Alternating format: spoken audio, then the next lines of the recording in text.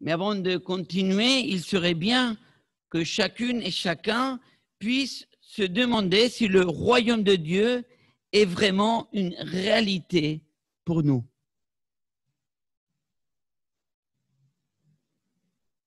S'il est vraiment une réalité dans notre vie de tous les jours. Parler à l'Église du royaume de Dieu est un exercice difficile parce qu'on est habitué de parler du concret, de ce qu'on voit, de ce qu'on touche. Parler du royaume de Dieu, c'est parler du domaine de la foi, de la confiance, d'une réalité que ne se voit pas. Un domaine dans lequel il est nécessaire le discernement spirituel de la part de chacun. L'apôtre Paul le dira dans d'autres termes en parlant à l'église de Corinthe, et nous en parlons non avec les termes qu'enseigne la sagesse humaine, mais avec ceux qu'enseigne l'Esprit.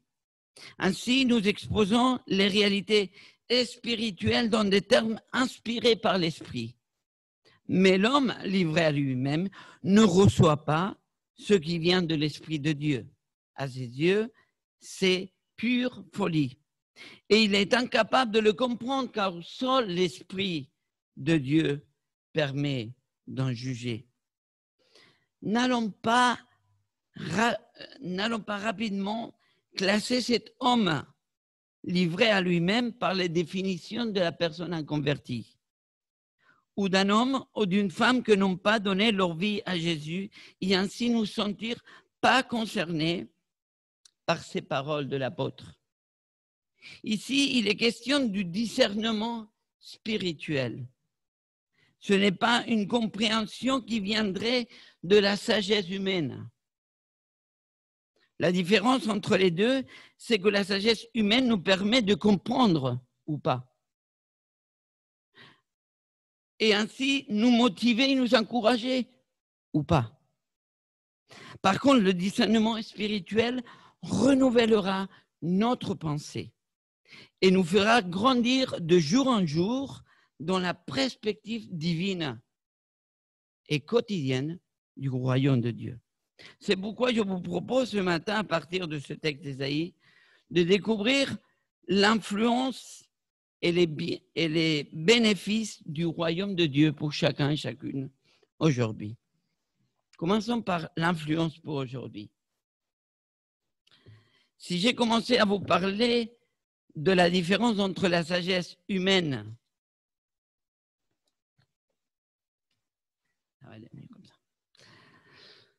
la sagesse humaine et le discernement spirituel, c'est parce que le contexte historique dans lequel se placent ces 5 versets d'Ésaïe, au chapitre 11, nous demande de le faire. Notre texte est placé dans la première partie de la prophétie d'Ésaïe, c'est-à-dire entre le chapitre 1 et 12, où Dieu s'adresse uniquement à son peuple, Juda et Israël. C'est-à-dire que Dieu, dans ce qu'il va dire, prend en compte son peuple en entier, sans oublier personne. Nous sommes bien dans l'époque où le schisme, la division au sein du peuple de Dieu d'Israël, est déjà réalisée entre les tribus du Nord et celles du Sud. L'Éternel, Dieu, quand il va s'adresser à son peuple par l'intermédiaire de son prophète, ne laissera pas s'influencer par la sagesse ou la pensée humaine. Il ne se laissera pas influencer par la réalité d'une division humaine provoquée par la désobéissance commune et collective de ce peuple. La parole de Dieu ne va pas être pour les uns et pas pour les autres, en disant ainsi quelle des 2 parties du peuple d'Israël est le meilleur, le plus conséquent, le plus orthodoxe. Non. Dieu s'adresse à tout son peuple parce que la parole de Dieu est une parole vivante, éternelle et inspirée par l'Esprit Saint, qui s'adresse au peuple du royaume de Dieu, afin que celui-ci puisse parvenir et arriver à vivre dans les réalités de ce royaume, dès aujourd'hui et pour l'éternité. Si nous nous demandons pourquoi lire la Bible tous les jours et ainsi chercher le royaume de Dieu en premier, le contexte dans lequel Ésaïe va exercer son ministère nous donne la réponse déjà. Ce contexte historique se déroule à l'époque du roi Akaz, roi de Juda. Nous lisons au chapitre 7 d'Ésaïe, verset 2, quand on a appris à la cour du royaume de David que les Syriens avaient pris possession en territoire éphraïmite, le roi et tous ses sujets en furent secoués comme des feuillages des arbres de la forêt quand ils sont agités par le vent. C'est-à-dire que le peuple du Dieu vivant avait peur.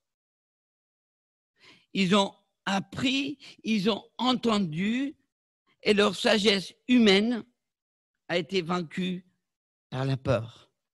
L'avancement des Syriens était une chose concrète de la vie de tous les jours pour eux. Comme le sont aussi pour nous la maladie, la mort, la perte, nos addictions, nos passés qui nous rattrapent toujours, la dégradation de notre société, le manque de foi et d'engagement. Face à ce qui est concret pour nous aujourd'hui, l'Église est secouée comme des feuillages des arbres de la forêt quand ils sont agités par le vent.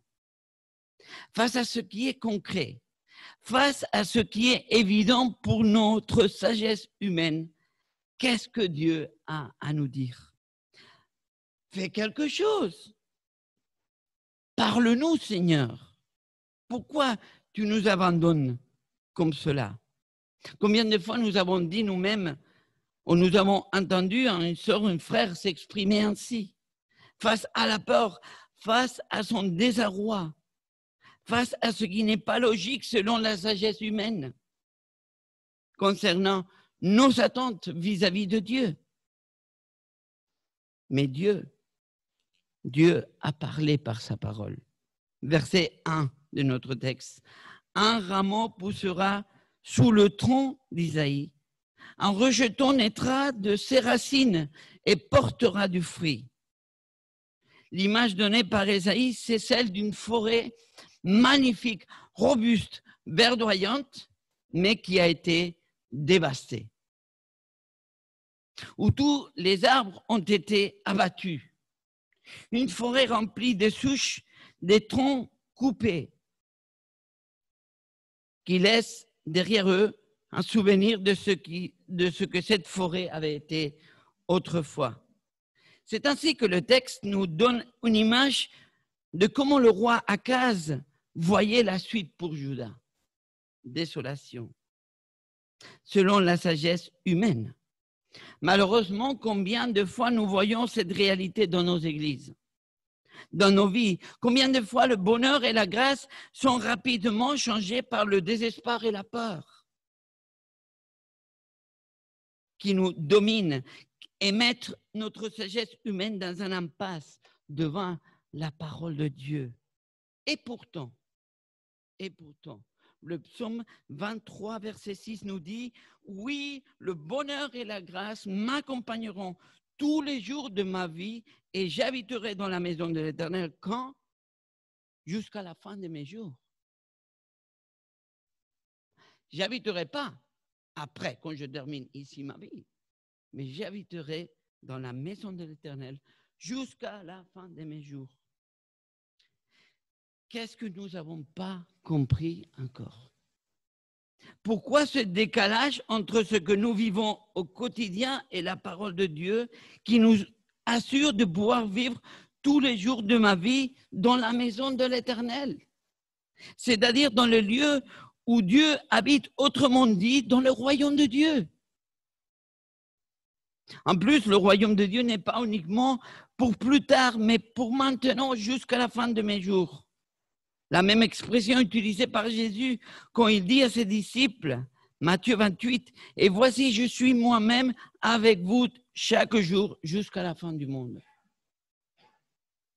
Comment pouvons-nous être sûrs de cela? J'ai l'expérience personnelle que notre sagesse et pensée humaine nous jouent de tours incroyables et dangereux. La sagesse et la pensée humaine, comme il est clairement dit, sont humaines. Nous puissions les forces dans notre humanité. Nous mettons des stratégies en place selon notre réalité. Même que nous sommes capables parfois de rentrer dans une négociation avec Dieu. Si tu fais ceci ou cela, je sais que tu es avec moi. Si tu me donnes, si tu réussis, si tu me fais réussir, si tu me permets, quel danger!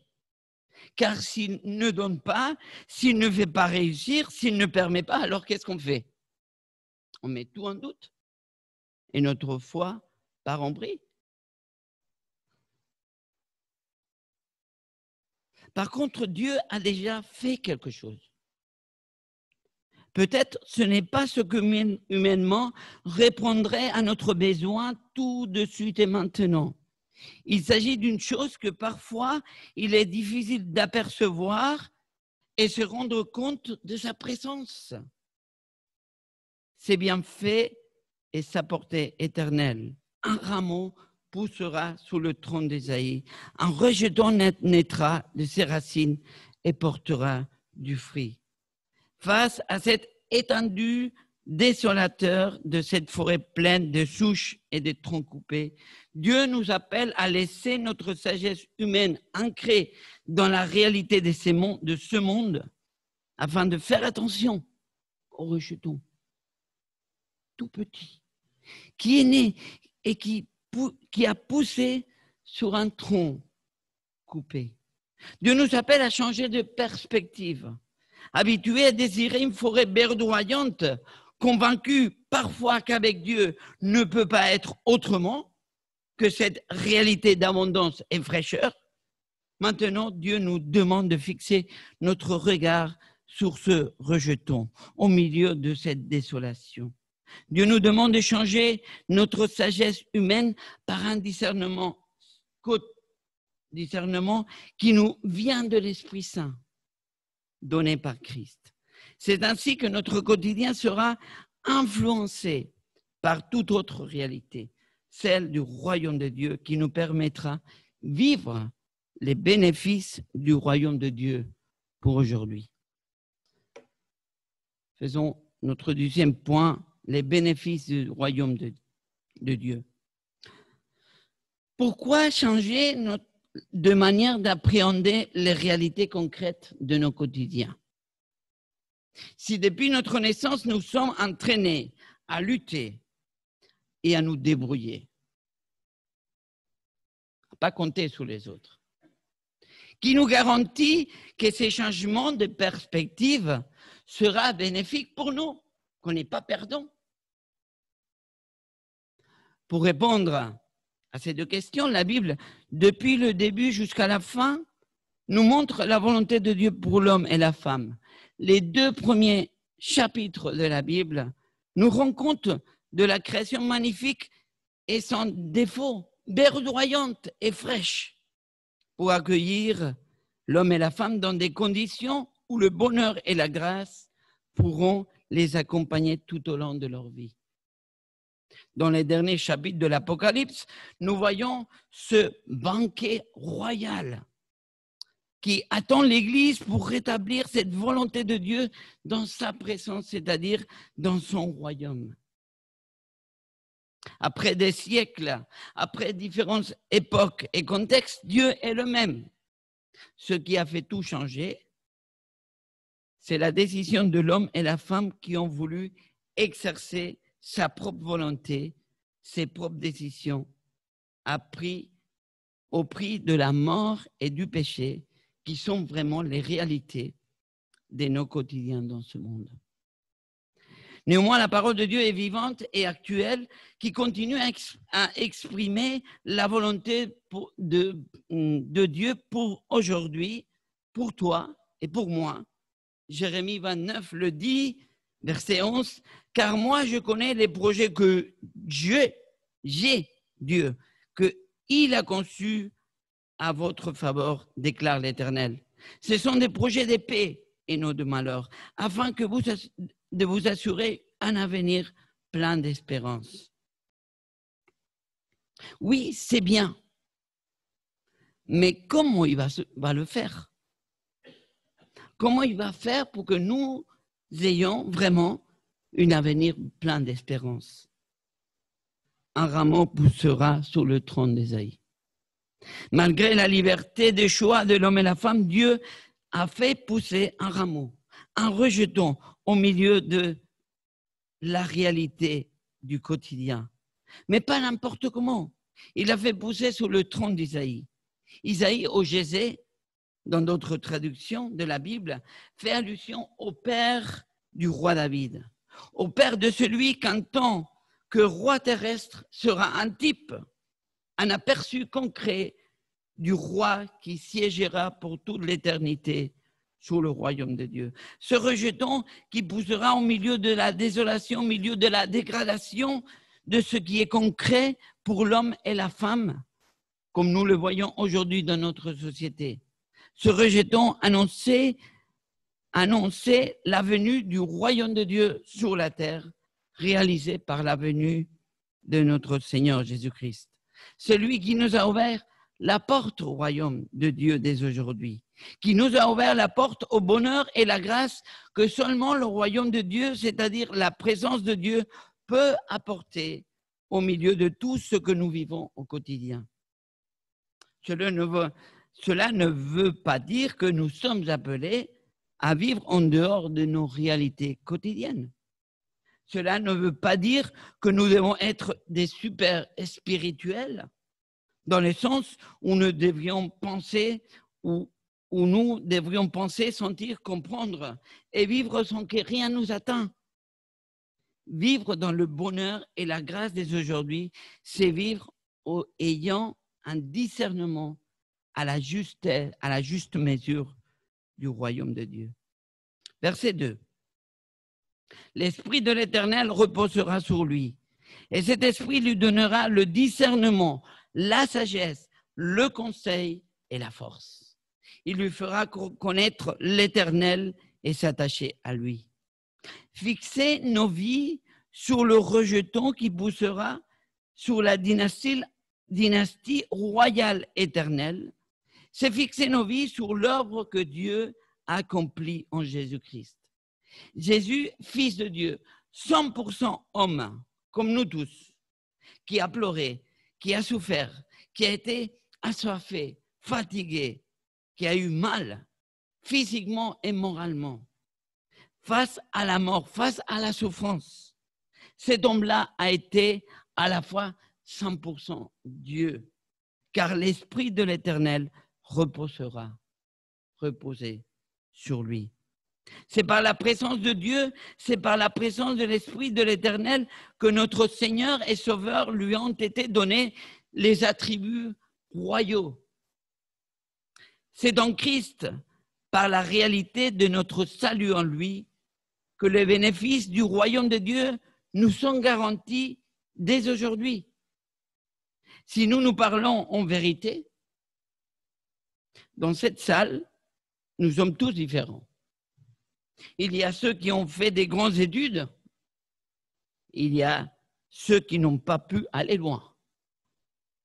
Il y a ceux que la vie leur a enseigné d'une manière, et il y a ceux qui ont été enseignés d'autres manières. Mais nous sommes tous égaux devant notre Dieu. Il n'y a personne ici qui peut se mesurer au discernement, à la sagesse, au conseil et à la force de Dieu. Personne. Mais qui est notre Seigneur? Qui est notre Sauveur? Qui est celui qui est mort à notre place sur la croix? Qui est celui par qui nous sommes appelés filles et fils de Dieu? Qui est celui en qui nous avons l'espérance éternelle? C'est le rameau qui a poussé sous le trône d'Isaïe. Le descendant du roi qui ouvre les portes du royaume de Dieu à tous ceux et celles qui ont donné leur vie à Jésus ou à tous ceux et celles qui peuvent encore donner leur vie à Jésus. Les projets de paix et non de malheur afin de vous assurer un avenir plein d'espérance sont fondés dès aujourd'hui sur les attributs royaux que de notre Seigneur Jésus-Christ. Notre dépendance de lui est bien réelle et concrète et nous pouvons la vivre par le Saint-Esprit. Nous avons vu dans ma dernière prédication, en parlant du baptême de Jésus, comment le royaume de Dieu était manifesté sur la terre comme au ciel. Aujourd'hui, nous allons plus loin ensemble, en découvrant comment le royaume de Dieu se manifeste dans la vie de ceux et celles qui ont été sauvés par Jésus-Christ et qui ont été marqués par la présence de Dieu par l'Esprit Saint. Nous le voyons en 2 Corinthiens, verset 1, verset 22. Et c'est encore Dieu qui nous a marqués de son sceau comme sa propriété et qui a mis dans notre cœur son esprit comme acompte des biens à bénir, comme acompte des bénéfices du royaume de Dieu que nous pouvons exercer et vivre dès aujourd'hui. Le royaume de Dieu se manifeste dans nos vies aujourd'hui par les attributs royaux qui ont été attribués à notre Seigneur, le discernement et la sagesse, le conseil et la force. Cela ne veut pas dire que nous les avons. Cela veut dire que nous avons l'Esprit Saint qui est rempli de discernement et la sagesse, le conseil et la force. Cela nous appelle au discernement spirituel, c'est-à-dire chercher en lui, l'Esprit Saint, ce qui est juste face au chaos de nos quotidiens et de notre monde. C'est à lui le discernement et la sagesse pour séparer le bien du mal et ainsi être au bénéfice de ce qui est bon et juste devant Dieu. Si nous cherchons premièrement ce qui concerne au royaume de Dieu aujourd'hui, c'est l'Esprit qui a le conseil et la force pour faire grandir la vérité et abattre le mensonge, pour condamner le péché et rétablir le pécheur. J'arrive à ma conclusion. Vivre dans le bénéfice du royaume de Dieu aujourd'hui, c'est placer nos vies sur les attributs royaux de notre Seigneur afin que nos limites et nos impuissances soient dépassées et pas rendues à la peur et au désespoir. Face à l'injustice quotidienne, les réalités du royaume de Dieu pour aujourd'hui nous apportent une réponse empreinte de discernement, de sagesse, de conseil et de force.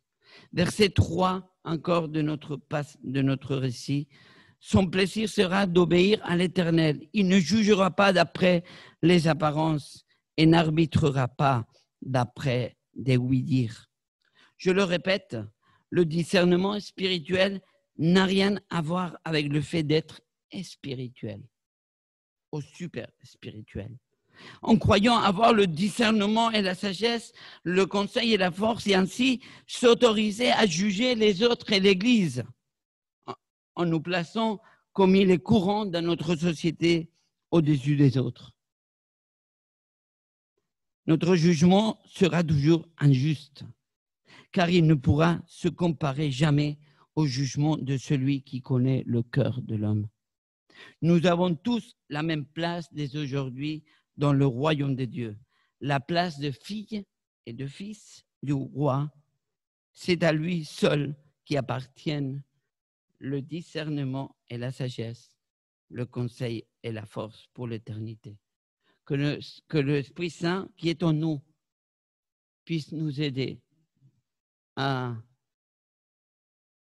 prendre ces bénéfices du royaume dès aujourd'hui, dans nos quotidiens, dans nos familles, dans notre Église. Je vous invite à la prière. Seigneur, je te demande pardon. Je te demande pardon pour toutes les fois que nous jugeons nos frères et sœurs. que nous jugeons ceux que tu aimes. Seigneur, que nous puissions nous arrêter et vraiment pouvoir être influencés par cet discernement spirituel qui seulement peut venir de toi, Seigneur. Aide-nous à grandir dans ton esprit. Aide-nous à aller plus loin par ton esprit. Nous avons besoin de la sagesse, du discernement, de le conseil et de la force qui vient de toi. C'est pourquoi sans toi, nous ne pourrons rien faire. Seigneur, aide-nous de rester humbles devant toi, à l'écoute de ce que tu as à nous dire. Et fais de nous des ouvriers de paix. Fais de nous des canaux pour transmettre l'amour qui vient de toi aux autres, afin que celui que tu cherches puisse te trouver, Seigneur. Merci parce que le seul juste ici, c'est toi. Tu es un Dieu de justice. Tu es un Dieu bon. Merci, Seigneur. Au nom de ton Fils Jésus. Amen.